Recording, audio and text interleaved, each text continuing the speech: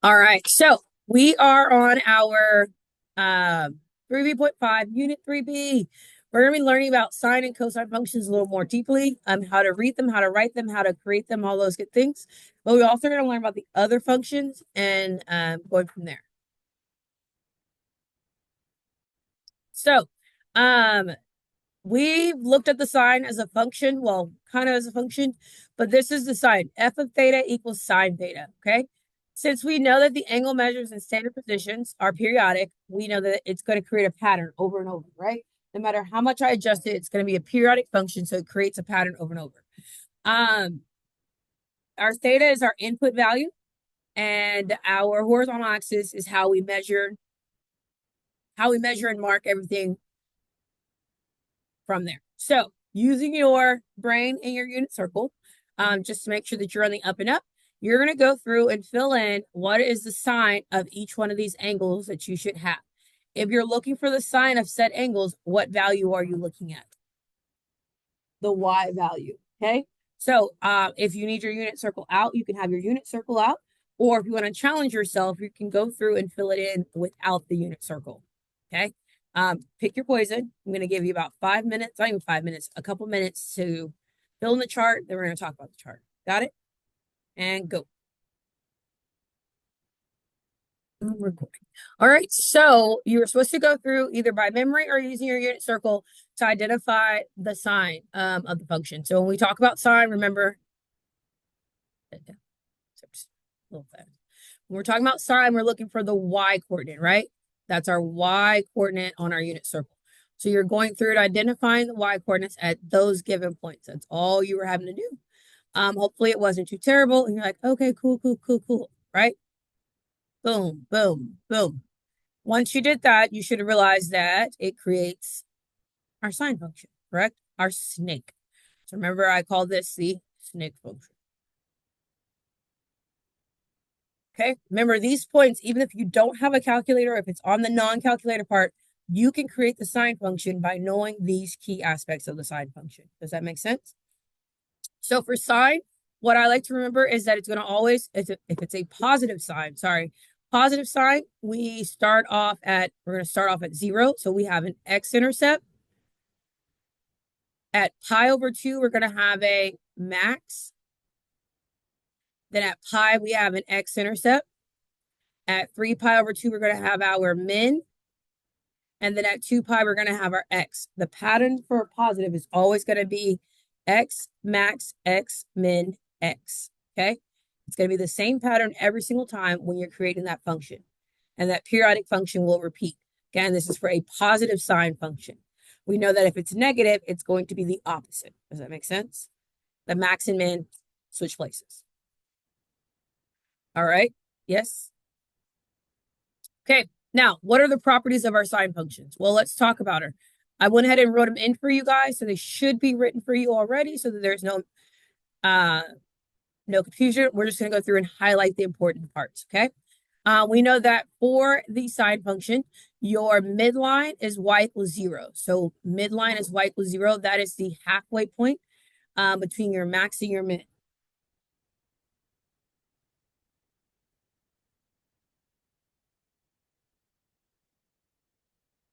Okay, so it would be your max minus your min divided by 2.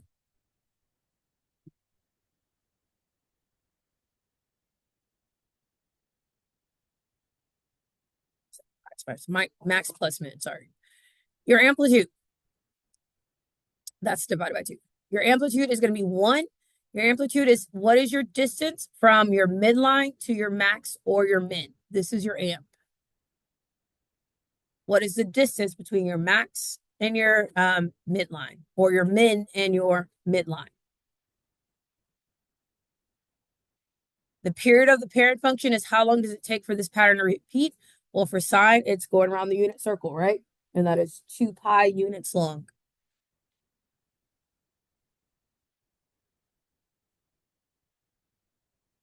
Your frequency, that's our new word for the day, frequency, which is the reciprocal of the period. So if you know your period, then you know your frequency. Okay, reciprocal just means we're doing what with the fraction? Flipping, right? So our period is 2 pi, so therefore our frequency is 1 over 2 pi. If our period was pi, then our frequency would be 1 over pi.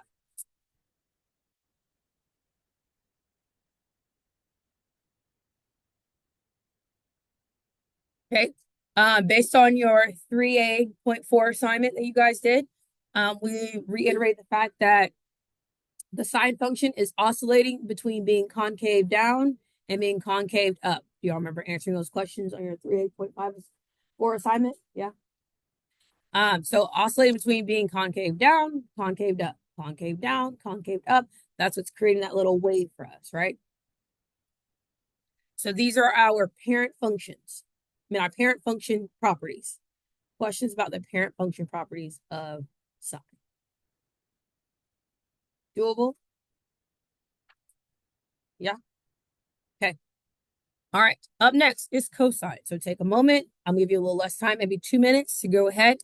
For cosine, you're going to do the same thing that we did with sine. Look at your unit circle, fill in the cosine values. Cosine means we're looking at which coordinate? The x coordinate. Okay. Cosine means we're looking at our x coordinate. We're going to take a moment and then create the graph. So 2 minutes. Okay. So let's see how we did. So again, cosine function means we're looking at the x coordinate around the unit circle. So when we're going around the unit circle, we're looking for all of our x values. Doop, doop, doop, doop, doop, doop, doop. Boom, boom, boom. Look at her. Beautiful. Okay. Once you identify those, that's what you're filling in. And that is what your cup is made up of. So as you can see why I call it the cup. So when you have a positive cosine, it's going to be our cup function, right? Okay. With the cup function, that means that its pattern is going to always, with a positive cosine, its pattern is going to always be max, then x, then min, then x, then max. That is going to always be your pattern for the cup. You're going to have your max value, your x-intercept, your min value, your x-intercept, your max value. That's for the positive cup function.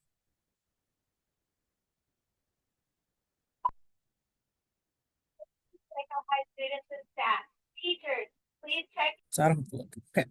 All right. So let's talk about the parent function attributes. So for the cosine, positive cosine, your midline is still the same. So your midline is still the same. It's the halfway point between your max and your min, hence why it's called the midline, right? Your amplitude is the distance from, we measure it typically from your minimum to your midline, just because it's the one that's usually the easiest because you're looking for that concave point. Does that make sense? Okay, your period is the same. It is going to be P equals 2 pi. Frequency is going to be the reciprocal of that, which is 1 over 2 pi. And just like the other sinusoidal function, it's going to be oscillating between being concave down and concave up. Okay. So on this interval, it is concave down, then we become concave up, and then we become concave down again.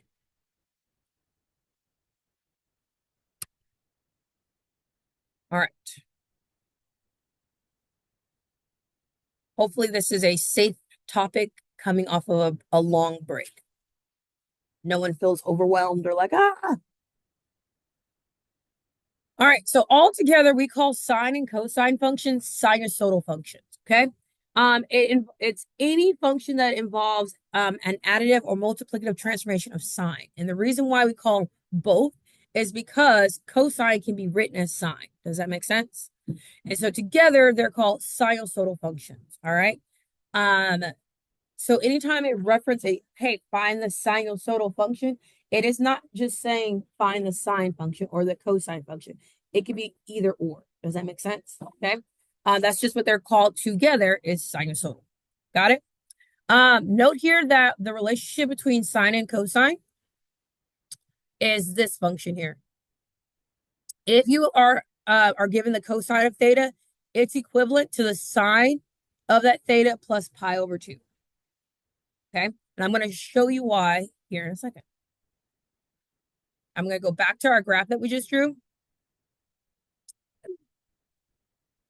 Yeah, this one's good. Notice here that I'm currently a cosine function, right? Boom, boom, boom. However, if I shift pi over 2 units to the right, what do I start making now? A sine function. Does that make sense? Okay. It's a negative sine function, but I start making a sine function. That's because you can find a sine function inside of a cosine function and a cosine function inside of a sine function. That is why they are together and grouped together as a sinusoidal function. Got it?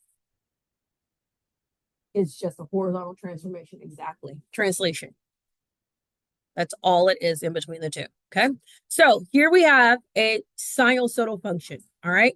Notice that I'm not saying sine or cosine. I'm calling it a general sinusoidal function. All right. There are two periods of the function being displayed here. Find the period, frequency, amplitude, and midline of the graph. Okay. So you're going to just go through and analyze it based on what we know. All right. Remember, your period is how long does it take for that pattern to repeat? So you're going to choose which pattern that you're going to repeat. I'm going to say, because it says there's two full periods, hopefully you'll see the one that I see, and you'll go from there. And then we're going to talk about the frequency. The frequency, again, is the what of the period. The R word I need you to say. Reciprocal. Okay. Your frequency is the reciprocal of your period. Okay. Your midline is going to be the halfway point between your max and your min, and then your amplitude is going to be the distance from your mid to your max to your midline. All right. So go through, identify those things, and then we're going to check back and see how you guys did. Cool. And go. Go be great. Talk to each other. Okay. All right. So period. Because it said that two periods of the sinusoidal functions are listed, which sinusoidal function did you determine we're analyzing? If you said a sine function, not cosine, you're right. There are two full periods of a sine function that I can highlight. I couldn't highlight two cups, but I can highlight two snakes. Do we see that? Okay. So we would be measuring this as a sine function for the most part. So your period, how long does it take for it to stop and start? Well, your period, to calculate your period, it is going to be your x value. So your furthest x away to your nearest. So this is clearly just pi minus 0, which is pi. Yes. Okay. Your frequency is the reciprocal of that. So if my period is pi, then my frequency is 1 over pi. Yeah. Okay. Up next is your midline. Your midline is the halfway point between your max and your min. Normally, how do you calculate the halfway point between something? What do you do first? You find the average, right? So if you're calculating the halfway point between your midline, that would be your 6 plus your 0. Does that make sense? So this is your max. This is your min y value. So your midline is your max plus your min divided by 2. Did we come to that conclusion on our own? Perfect. That was the goal. So we have 6 plus 0 divided by 2, which puts our midline at 3. So at y equals 3 is our midline. Okay. Agree? All right. Your amplitude. Your amplitude is going to be your max or your min minus your midline. Does it matter which one? It does not. It's going to be your max minus your mid, or your mid minus your min.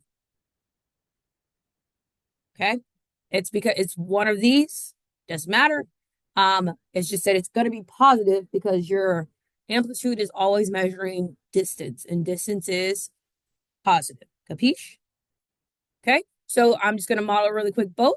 Since we know our midline is at 3, our max. So this would be 6 minus 3, which is 3. Or if you did 3 minus 0, 3 minus 0 is still going to be 3. Either way, your amplitude is 3. Okay, I wanted you to see if you could recognize the patterns on your own and go through and do it. Now that we see that, do you think we can do it a little faster on the next one? We see the connection, we see the ties. Yeah. All right, let's do it again. Here we go.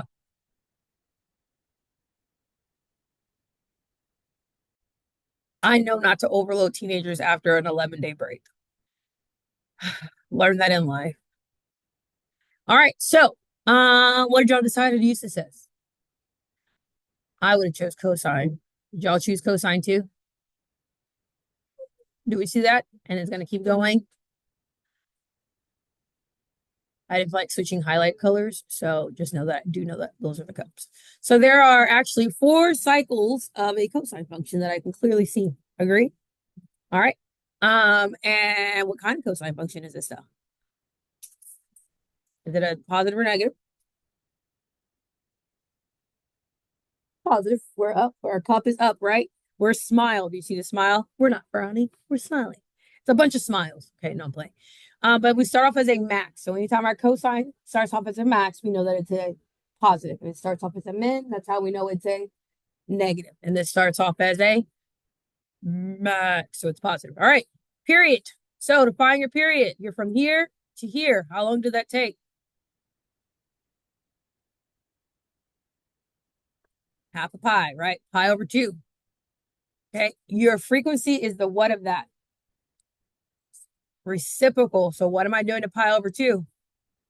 Flipping that bad boy, and that's going to give us 2 over pi.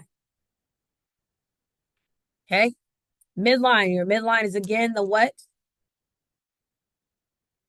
The max plus the min. So your max is at 3, and your min is at -1. So it's your max plus your min divided by 2. So 3 plus -1 is 2 divided by 1 is 2 divided by 1. 2, 2. Yep. I needed the word 1 and it wasn't working math. I'd say it out loud again. I was like, wait, we need 1. All right. And then your amplitude is your max minus your mid or your mid minus your min. Okay. And what do we get? 2. Because 3 minus 1 is 2. Yes. All right. Do you think you can do this without a graph? I believe you can because you are. Okay. So now you're going to be given key information. With this key information, you should be able to figure it out without a graph. Okay.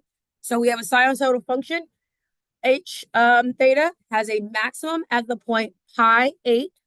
The first minimum after reaching this maximum value occurs at the point 3 pi, comma -2. Find the period, frequency, amplitude, and midline. Okay. Do we have enough to figure these things out? We do. Let's see how you do. Go. And if you need a graph, this is what you should do. Draw it. We're going to see how you did. All right. So as I was saying, there is a tiny, tiny, tiny sneaky piece. And I just want you to point out, it says from maximum to minimum. Right? So let's go back and look at a sinusoidal function. When we're going from a max to a min, are we going through the whole function? No, it's only what? Half of it. So when you found that value, you had to do what with it to find your period? Double it. Does that make sense? Okay. When you're going from a max to a min on either sinusoidal function, is only half of that function. Okay. Even if I was the sine function from the max to the min, that's only half the function. That's only the piece in the middle, not counting for the ends. Okay. So you were only giving half of the period, which means that you would have had to double to find the remaining part of the period. Do we see that? Okay. All right. So our period. So our period is going to be based off of us finding the distance between pi and 3 pi over 2, 3 pi, and then doing what with it?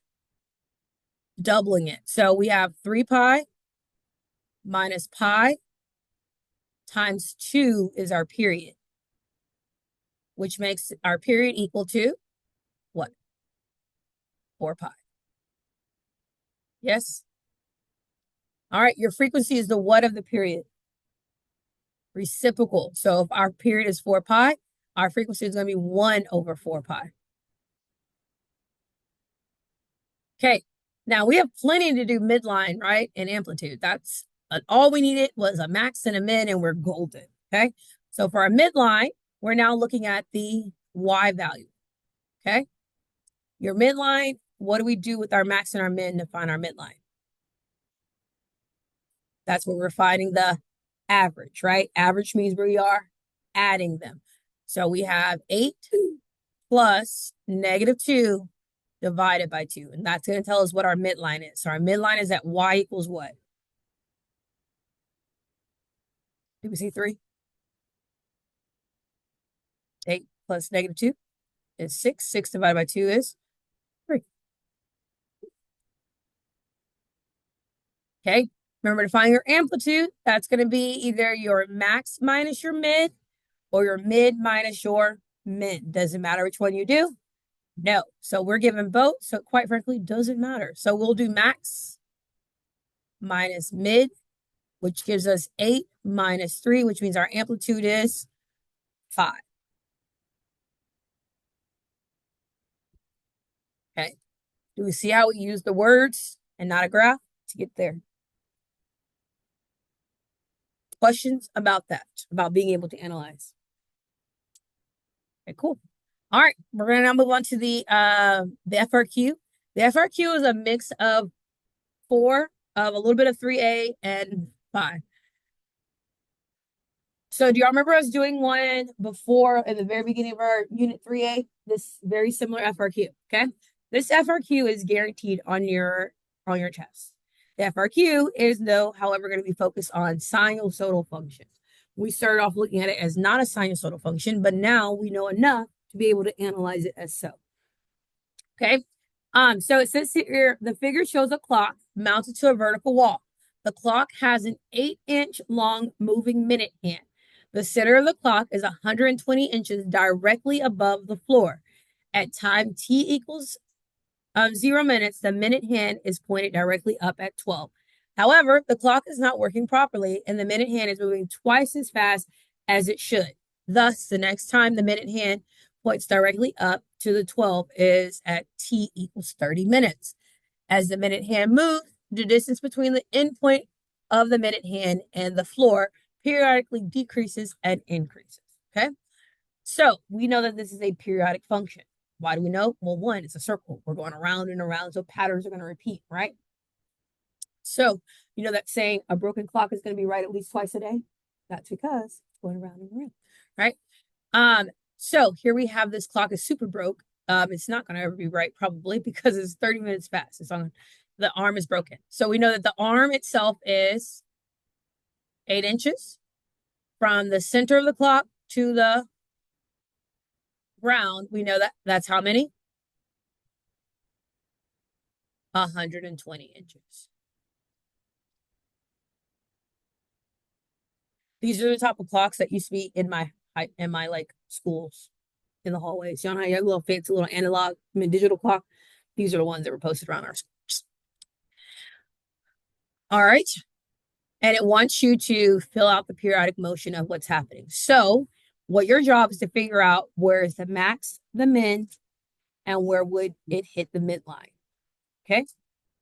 So here it is. Your job is, when is it at its max? When does it go to its minimum, and come back to its max? Once you identify those, can you easily find G and K? Does that make sense? All right, let's see how you do. Go.